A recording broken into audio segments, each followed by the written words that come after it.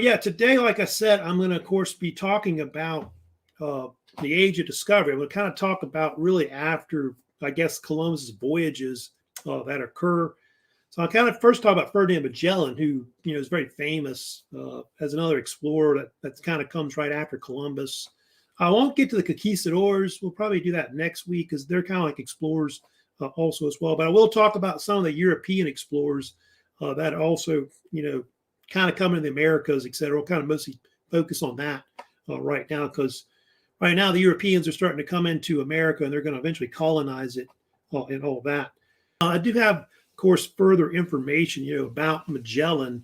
Magellan originally sailed for the Portuguese, like before this. In fact, he had sailed eastward the way, and I think into like the Indian Ocean at one point.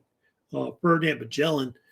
But he wanted to continue a lot of Columbus's ideas, which was to sail westward to try to reach the Indies, the East Indies, and all that we're talking about. Like in the video, they were talking about the East Indies, the Spice Islands. That's where they wanted to go to get spices and so on. Looks like Michaela's also joining us in StreamYard right now as well. But anyway, so he's involved in this expedition later that's originally called the Expedition of the Moluccas, which, by the way, ends up being one of the first circumnavigation expeditions to go around the world, which they do it within like about a 3-year period from 1519 to 1522. Of course, they weren't trying to do that, if you know about that. That wasn't the reason for it. For some reason, my comments aren't coming up on StreamYard, by the way, on YouTube. I don't know why. But so I can't get them on the screen. So, but anyway, the actual expedition, the whole point was to reach the Spice Islands, which Spice Islands were actually called the Molucca Islands, which are kind of very close to what is in Indonesia today. It would be, and so the Spanish thought that it was a shorter route to go westward. They realized they had to go all around South America at the time. And so he wanted to complete this voyage to basically go westward like Columbus was trying to do initially to reach the East Indies. They had an armada involved, which the armada had 5 ships in it, which I do have them up there. The Neo, Victoria, Conception, Trinidad, Santiago, and San Antonio. Those are the 5 ships that were involved. The amount of men and boys that were kind of involved in this actual expedition varies. I see anywhere from like 260 range, 255, I think, up to like maybe 270 range or something like that. Is how many people were actually on the first voyage to try to go around the world at the time. But like I said, their main goal was not to go around the world. They were trying to find this short route to get to the, to the Indies where the Spice Islands were. So anyway, kind of talk about show this map here I've got. I'll kind of bring it up here, but here's kind of the map of Magellan's voyage around the world. You can see they kind of start in Spain in 1519. And they're going to sail down into the Central Atlantic or Southern Atlantic, where South America is, and then from there you're going to see they're going to cross the Pacific towards like where the Philippines is today. And Magellan's voyage was famous for a bunch of discoveries. If you know about this, he is one of the first to sail closer to like the bottom of South America, reaching down to, I guess, would be Argentina today, because they got off the east coast of Argentina. And 2 of his ships were lost at the beginning of his expedition. But you know about the Santiago, it actually shipwrecked off the coast of Argentina. I think right before that, the San Antonio actually mutinied against him. They went back to Spain, which I think the San Antonio happened to have like a lot of their main supplies they needed, I think, for the voyage. And so by the time he does sail like later into the Pacific Ocean, he's only got 3 ships left, like the Animaniacs, of course, we're talking about in a short little cartoon. So he got that right pretty much about that. He does discover the Strait of Magellan, which is on the bottom of South America, kind of like before the Cape Horn. I think I've got a map showing you the actual picture of the bottom of South America, which is right here. He sailed like here through this strait. The Strait of Magellan's like right here. And he sails into an area that's part of what they call Tierra del Fuego, which is an island that's on the bottom of South America, often called, I think, the land of fire. I think is what it means. And so he's the first to, of course, sail through there, which is very treacherous to kind of go through there. Very narrow strait. And so he comes out on the other side, as you see, of course, in this map here. And as you know, Magellan is the one that ends up, calling it the Pacific Ocean. He actually called it Mar Pacifico, which meant peaceful sea or calm sea. And so hence the name, being of course used later. I'll get to another man named Balboa, who, if you know about this, he discovered the Pacific Ocean a few years before Magellan did. And he actually originally called it the South Sea. So sometimes the Spanish would call it South Sea or South Seas, often used later. And then also the Pacific Ocean, of course, or Pacific Sea was the other name, of course, that they also used as well. So yeah, they enter the Pacific. They don't realize how vast the Pacific Ocean is as they cross it, going east to west. It's much larger, ocean compared to the Atlantic Ocean. He's only got 3 ships left at that point on the expedition. Eventually, he loses another ship. By the way, I think the other ship, the Conception, was later lost too, because they didn't have enough men to really sail it. I think it was becoming unseaworthy, so they burned it. So they were really down to 2 ships eventually, which were the Trinidad and the Victoria. But yeah, they did discover the Mariana Islands, where Guam and Tinian is today, on Saipan. You've heard of those islands, of course, that are in the Pacific. So they discovered those. Of course, the Spanish, started losing a lot of men to scurvy. Like there's a lack of, vitamin C. They discovered this, and their teeth all fall out, and a lot of men die from that. A lot of men die from, malnutrition and no food and water as they're crossing, this massive, like I said, this ocean that they have. So obviously that ship founders, like the Conception, as we're talking about. And so those 2 ships eventually do reach the Philippines by, I think, about the spring of 1521. However, like in the video, like you talk about the Animaniacs, with that, Magellan's actually eventually killed in April of 1521 on the island of Mactan. He gets in kind of a battle with the Filipinos there. They think Magellan was causing a lot of conflict with them because, he was attempting to try to convert them to Christianity. And there was a Filipino leader, a Datu leader named Lapu-Lapu. He challenged him to a battle, the Battle of Mactan, they usually called it. And so on April 27th, what happened was Magellan was killed, I think on the beach, right, as he was trying to flee. And so he was killed. And so it looked like the expedition was going to pretty much end at that point. But they had another man, I don't have a picture of him, but Elcano, who was a bass sailor, Juan Sebastian Elcano. He actually took over the expedition afterwards. They kept going. They kept sailing, westward to try to reach the Spice Islands, which they eventually did within a few months later. So November 1521, the 2 ships that were left, the Victoria and the Trinidad, eventually do reach the Spice Islands. It took them a while to actually do that. I think it took them over 2 years. They go like all the way around that part of the world at that point. They did what happened after that. You can kind of see this map kind of showing you what occurred. But the Victoria and the Trinidad, they did eventually reach the Spice Islands. They pretty much loaded up their ships with spices, which I think were mostly nutmeg. And it was one thing they took back.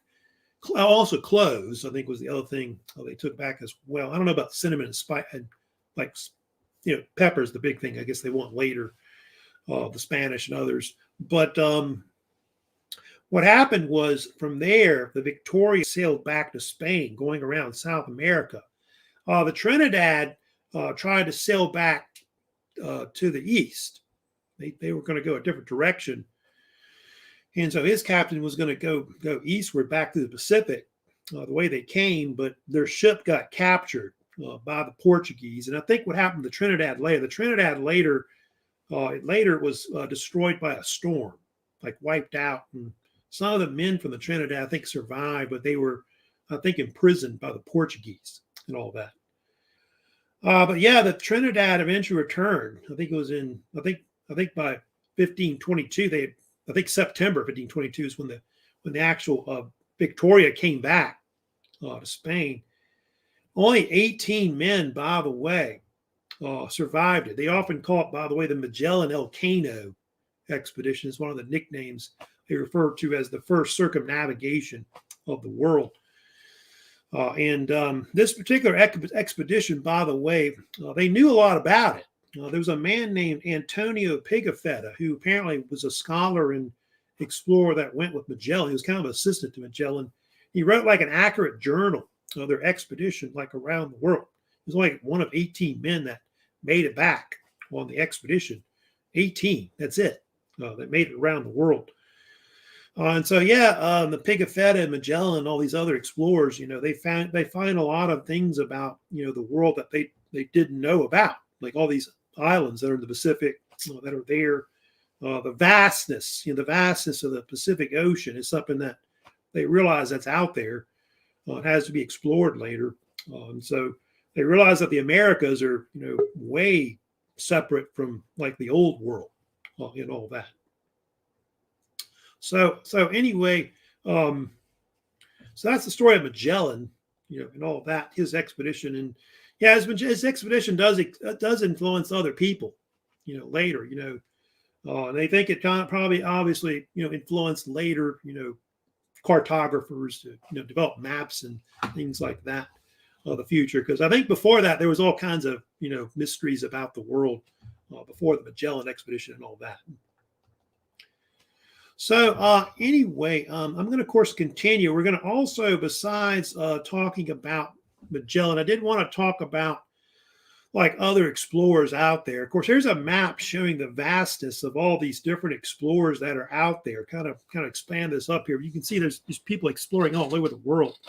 I see Magellan's route, of course, 1521, 1522. Of course, going this way here.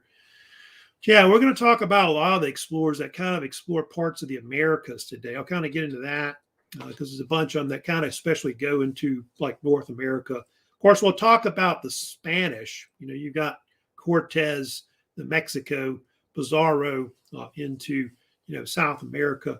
They're probably real famous later that we have. But let me go ahead and concentrate on some other ones that were explorers that kind of came after, Columbus and Magellan. There's this explorer here you may have heard of named John Cabot. He's well known. He's really one of the first major explorers after Christopher Columbus that comes to the Americas. His real name is not John Cabot. His real name was actually Giovanni Caboto. So you can imagine he's Italian, that type of name. Actually from Venice, Venetian. And he was an explorer for King Henry VII, also called Henry Tudor. He was the father of Henry VIII. Or King Henry VIII, probably.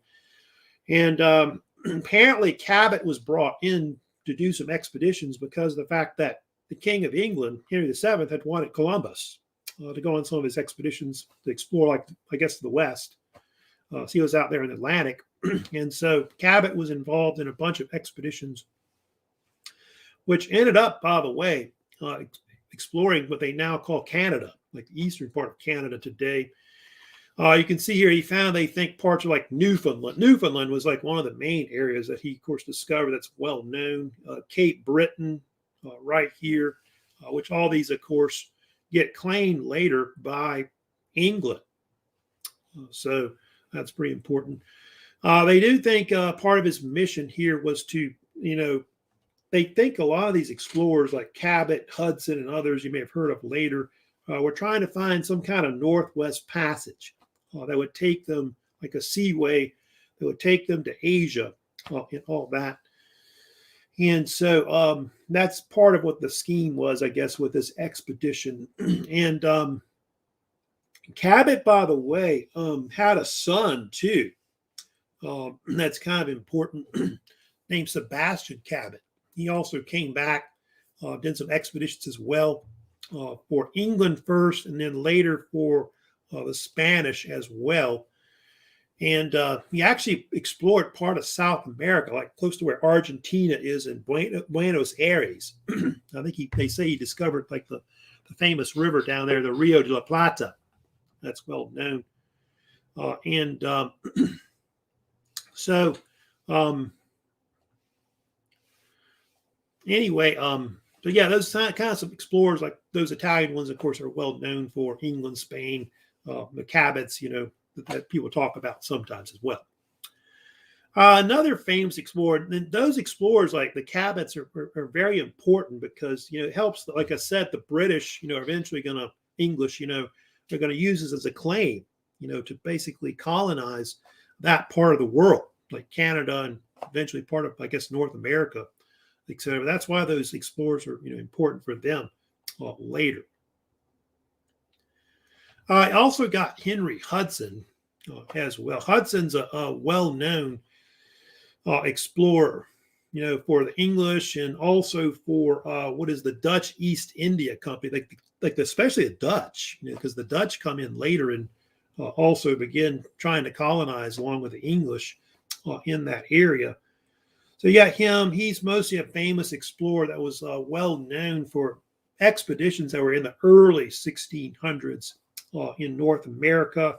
Primarily, he explored what would be the East Coast of the United States, like from like around Chesapeake Bay up to like around New York area. He also explored the part of Upper Canada, which is that famous lake up there, which is really a bay, which is Hudson Bay. So he's kind of known for exploring these areas, and he had several expeditions to the New World. You can see there's a famous ship of his. He's had several ships, the well-known Half Moon, I think, is one of his most famous ships early on that he sailed with. And he had another ship called the Discovery that's well known.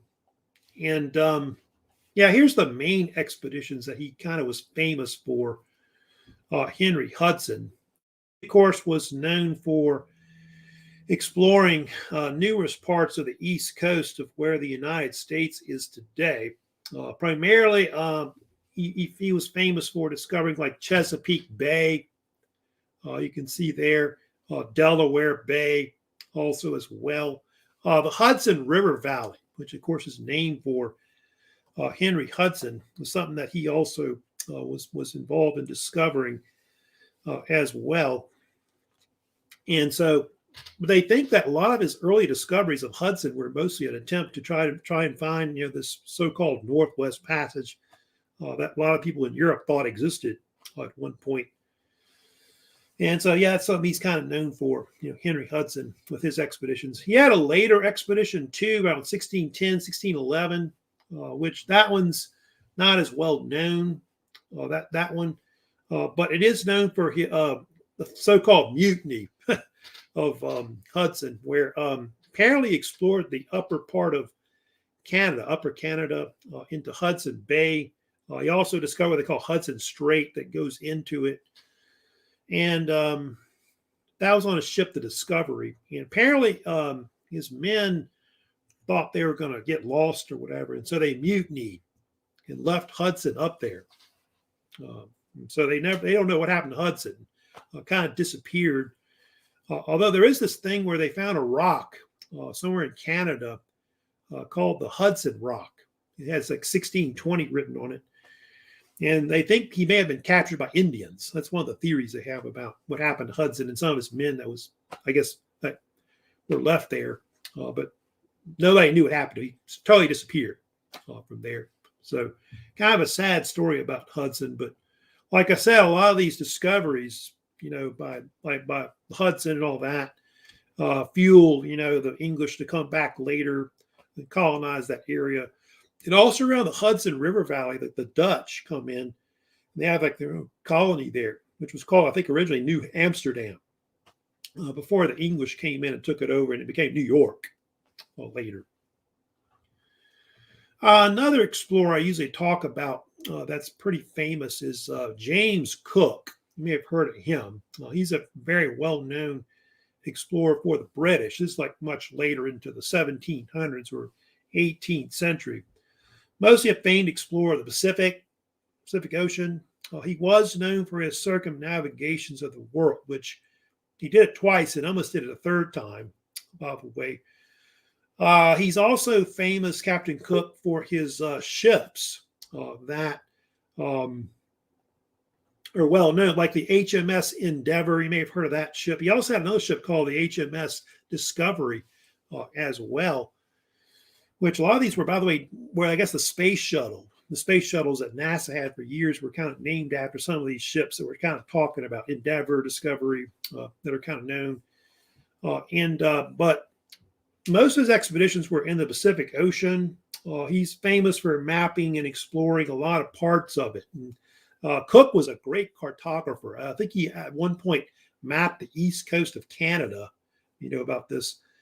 But he mapped a lot of the areas of like the Pacific Ocean. And a lot of these landmass you can see he discovered. Like he discovered, Tahiti, the Polynesian Islands. He discovered like Australia, parts of like eastern coast of Australia was explored by James Cook. And he also was the first to circumnavigate the islands of New Zealand and map them out and all that.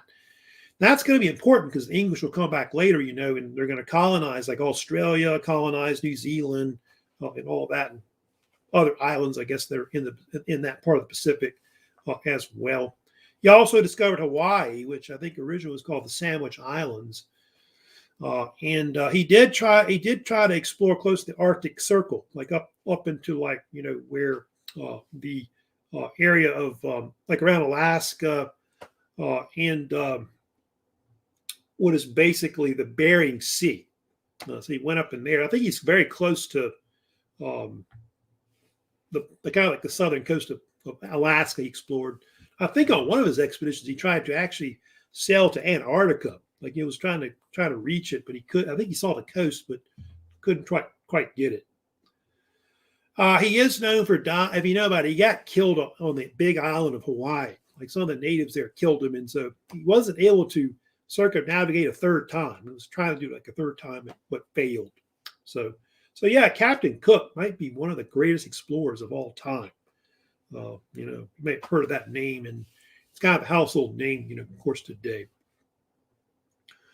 Right. Let me also talk about so those are kind of like for the English and all that famous explorers. Now the French had various explorers that were well known as well. You had Jacques Cartier, was a very famous explorer who kind of goes back to like the earlier part of the 16th century. Cartier was an explorer for the King of France. Francis the First.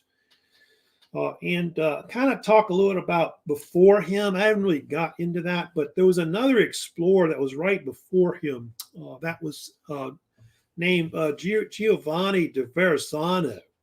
He had explored about 10 years before.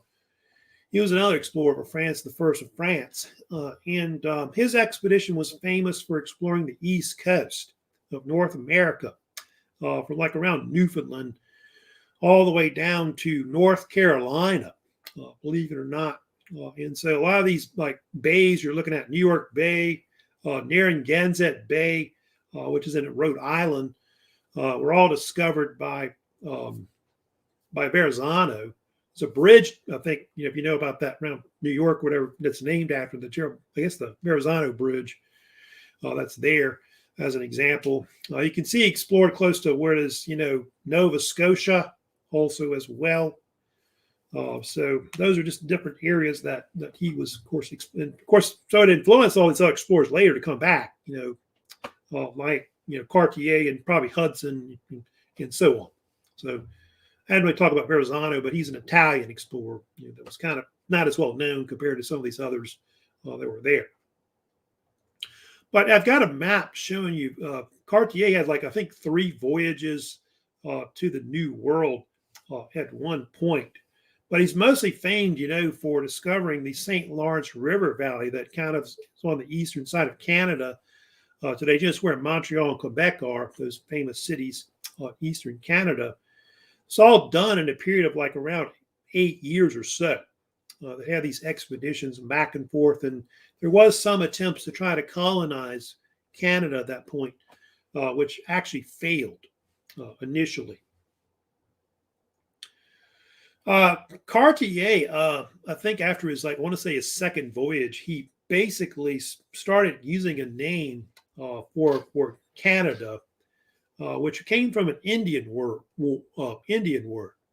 They think Cartier originally was trying to find like a northwest passage, like all these other explorers were. But then they start to realize that that's not really what it is. It's actually a river that's kind of later that's connected to obviously the Great Lakes that are in North America. But apparently he got out. He was one of the first to explore on land in that area around the St. Lawrence River Basin. I think the story was that he got kind of lost. He was trying to find a nearby Indian village. And so some Indians told him that basically the nearby village was that way. Now, I think he said Kanata, which meant village or settlement. And so the name Canada stuck. And so for a while, I think Jacques Cartier said it was the settlement of Canadas or something like that. And so that's where originally the name came from of actually, Canada.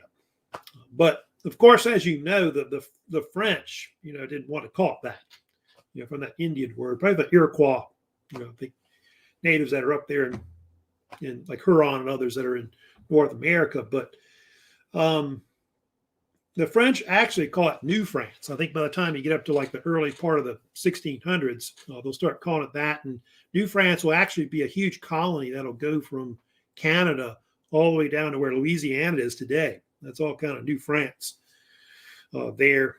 And it's later going to become more to fruition, as a colony under Samuel de Champlain, who comes in later, who was also famous as another explorer I did want to talk about as well. So we're going to also move on to talk about, Samuel de Champlain there. Of course, you can see Quebec, the famous city that's on the St. Lawrence River Valley today. And Champlain was basically really a French explorer and soldier originally that came to Canada numerous times to explore. Kind of went back and forth between France and North America. And he's known for a lot of not just exploring Canada, but they say he was one of the first, first European explorers anyway, to discover part of the 5 Great Lakes. Not all of them, but I think he discovered at least 2 or 3 of them on his expeditions. I think I've got a map showing that. He also explored part of New England, and they think what is part of the upper part of, upstate New York today. If you go to this map here, you can kind of see all the expeditions that Champlain went on at one point. So there you go. You can see all the voyages that he had. But you can see, he discovered part of the Great Lakes like Lake Erie, Lake Ontario, and maybe Lake Huron were also discovered by him. Lake Champlain is another one he discovered, as well. You've heard of that? Upstate New York, I believe it is. Maine. So I remember a few years ago I was in Maine, and they were talking about how he may have explored part of Maine, like where Bar Harbor is and all that today. Nova Scotia. So you can see all these different areas down in Massachusetts. So you can see all the different travels of Champlain. So he's like known for all that, not just, founding, I guess, Canada and all that, of course, later. But of course, the big thing, he's known for, Champlain, like I said, is the founding of Quebec, which, if you know about that, becomes one of the first major, cities that's founded in North America. That's up there with, I think, St. Augustine is the other one that the Spanish founded, in the 1500s. But he founds that in 1608. That becomes the capital of New France. After that, built over the bluffs of the St. Lawrence River Valley. That's the capital of pretty much New France and Canada up to like the mid 18th century, up to the French and Indian War that eventually took it away to the British. But yeah, Champlain is often called later the father of New France. There's actually a statue that's there that's kind of overlooks the actual river. It's kind of by this hotel that's kind of got that, if you see that green roof there right here. I think I may have stayed at that hotel before in Quebec. But it kind of overlooks the river there. But from there, the French are going to use Canada to, expand their empire. The French Empire, which is going to peak under, Louis the 14th later, other famous French king, and later, I'll get to it later. The British are going to fight it out with the French for control of North America, and as you know, you'll see in the future, French end up losing all of Canada. Canada is now the modern name. Of course, they use now for, the state of Canada, as you know, the actual nation. So let me move on. I'll talk about a few other explorers that were kind of well known. Some of these, of course, you may have heard of today in Louisiana, which, you've heard of La Salle. Of course, Robert de La Salle, of course, well known explorer to Louisiana and the Mississippi River Basin. Of course, he was a famous explorer under Louis the 14th, who, by the 17th century started sending explorers to the Americas as well to see what was south of Canada, like into the rest of North America. And so La Salle was involved in several expeditions that were involved in exploring the Great Lakes.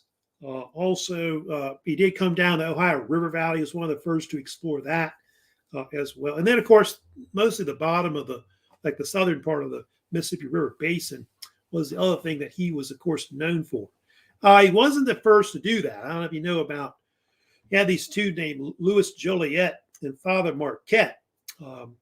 Joliet, I believe, was a famous French trapper, and Father Marquette was a Jesuit priest. They were involved in some expeditions that came down the Mississippi River, I think from Minnesota, in that area. They reached all the way down to the Arkansas River in the 1670s. So at that point, the French kind of knew that this river existed there, the Mississippi River. And so I guess that's part of what La Salle was involved in. They were trying to figure out, where the river went. Obviously, the Gulf of Mexico now we know. They were trying to see where it went. Of course, I think they may have thought it was part of this Northwest Passage that they were trying to find or whatever. And so La Salle used Indian-style canoes, dugout canoes, to basically sail down to what is the bottom of the Mississippi River. They actually got into the Mississippi via the Illinois River, but it took them months, but eventually they did reach the mouth of the Mississippi River by 1682. That's when they find the bottom of the river of the Mississippi. And so that's when La Salle would claim, as you know, all of the Mississippi River Basin in what becomes Louisiana for France. Of course, it's, as you know, named after Louis the 14th. I know there's always a story about how it's named after Louis and his wife or mother or something like that, like Louis and Anne or something like that. Actually, it's not. That's kind of a, I guess, some misconception that people think about that.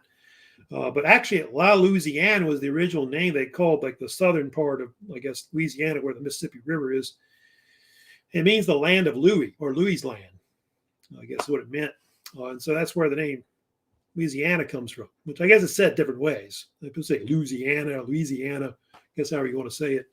I always say Louisiana, But anyway, so that's basically, how the French end up with that territory, which they hold a long time, into the 18th century, but it's later lost, of course, in the French and Indian War, which we'll talk about later. The Spanish end up with it, and kind of tossed around. Louisiana was controlled by other states. Spain controlled it for a while, went back to France. Then Louisiana Purchase, as you know, Napoleon sold it to the United States under Thomas Jefferson. That's later on in the early 1800s, but we'll get to that later. La Salle had another expedition, his second expedition, they called it, which, by the way, turned into a disaster, which it was. He was trying to find the mouth of the Mississippi River from the Gulf of Mexico, and apparently his men ended up in Texas. They couldn't find the mouth for some reason, and so his men mutinied against him and killed him. That's kind of horrible. But La Salle, is named after a lot of things, like buildings and streets, schools are named after him and things like that. And so in Louisiana, he's a very famous person, as you know today. Of course, because of that, the French colonized Louisiana. As you know, New Orleans, of course, was founded a few years later in the spring of 1718, originally called La Nouvelle Orleans, or Orleans, I think is how they actually said it. La Nouvelle Orleans. And they think it was founded by, of course, the famous explorer Jean-Baptiste Bienville. You heard of Bienville, and he had a brother named Iberville. You heard of Iberville as well. They were both, co-founders of, I guess, French Louisiana. And so a lot of these cities you hear about, like Biloxi, Mobile, like that are on the Gulf Coast, start to get founded, afterwards because of that. All under the French originally, So I was kind of talking about the French in North America, their expeditions. Now, also, I did want to talk about for a few minutes. Here's kind of a map, by the way, showing the expeditions. So you can see that La Salle had numerous expeditions. It wasn't just that one in 1682 that you can see, but you can see he explored the Ohio River here. He explored the Great Lakes also as well. And you can see he also came down, the Mississippi River as well. You can see where he was killed, right here, 1687. Now, they have this other explorer I kind of sometimes talk about, which is Vitus Bering. He was actually Danish. He was from would be Denmark. Anyway, he was involved with expeditions for the Russian Empire, who at the time was being ruled by Empress Elizabeth, who, by the way, was a younger daughter of Peter the Great. And so at the time, the Russians were trying to discover what's kind of east of Siberia, or what's in eastern Siberia, and all that. And so they hired this guy, Vitus Bering, to go on expeditions, although the Russians didn't call him that. They called him Ivan Ivanovich, or Ivan Bering, I guess if you want to call him that. But Vitus Bering, of course, was his actual real name. And I've got a map showing you some of the expeditions that he went on. I think he had like two of them that he had initially. The first expedition you can see here, he explored off the eastern coast of Russia, like Siberia, I guess, and all that. Well, that's there. And you can see on that first expedition, he explored the Bering Sea. He also discovered the Bering Strait that's between Alaska and Russia today. And then on his second expedition, it's all around the 1730s, you can see. He explored the Gulf of Alaska. He discovered parts of Alaska. They think some of his men, if you know about this, discovered the Yukon River. That's in Alaska. Aleutian Islands also were discovered as well on the expedition. And you can see he also ended up on Bering Island, which is named for him, near the Kamchatka Peninsula in eastern Russia. He actually died there. He didn't make it back on the expedition. But yeah, you can see those are all the areas that he mostly explored: Bering Sea, Bering Strait, Alaska, Aleutian Islands, and all that. And why is that important? What's the big deal about Russia, exploring, I guess, that part of the world? Well, if you know about the Russians come back and they later colonized part of Alaska. You've heard of Sitka, Alaska, which originally was a Russian city founded on the west coast of Alaska. And so that's why it's important. Like up to the 18th century, Russia actually, controls, Alaska. Most people don't know that. Up to the 1700s. And they mostly used it for fur trade. Like very few Russians actually lived there, by the way. But it was part of their fur trade, hunting, I guess, seals and other animals for fur. But it kind of became a drain on like the Russian Empire. And so if you know about it later under the President Andrew Johnson in the 1860s, they sold it to the United States for like $7.2 million. I think the guy at the point at that time was the Secretary of State, William Seward, was involved in it. And so they later joked about it being called Seward's Folly because everybody thought there was like icebergs up there and polar bears and they weren't going to make any money, over Alaska. But as you know, later they found gold in like the Yukon River Valley in Alaska, Canada. And then they also found oil, I think by the 20th century, as you know, as well. And so Alaska starts to realize that's a kind of important area as well. So these are all different explorers, that were kind of well known. There's other explorers. I'm going to later, like next week, I'm going to get into a lot of the so-called conquistadors. They're explorers too, although I think they seem as conquerors coming into the Americas to conquer and all that. But we'll talk about Hernan Cortez, Francisco Pizarro. Those are all, famous conquistadors that were also explorers as well. So yeah, next week we're going to concentrate more on getting into like the conquest of America. So I'm going to talk about that and how the Spanish began colonizing the Americas as well. But as a reminder, don't forget, like I said, I am putting up, of course, a new assignment today, which is, of course, Canvas Quiz number 2 on world exploration. That's going to be due, I guess, a week or so after that. But as you know, I do have, other assignments that are still outstanding because of Hurricane Ida. I think I do have the Reformation quiz still open, even though it's been up there forever. But I left it open because of the storm. I know a lot of people lost power. I was out of power for like 10 days or something. Like, it was ridiculous how long it was, but as long as I've ever been out of power. So anyway, so that's still up. And don't forget next week, the first vocab is also due as well.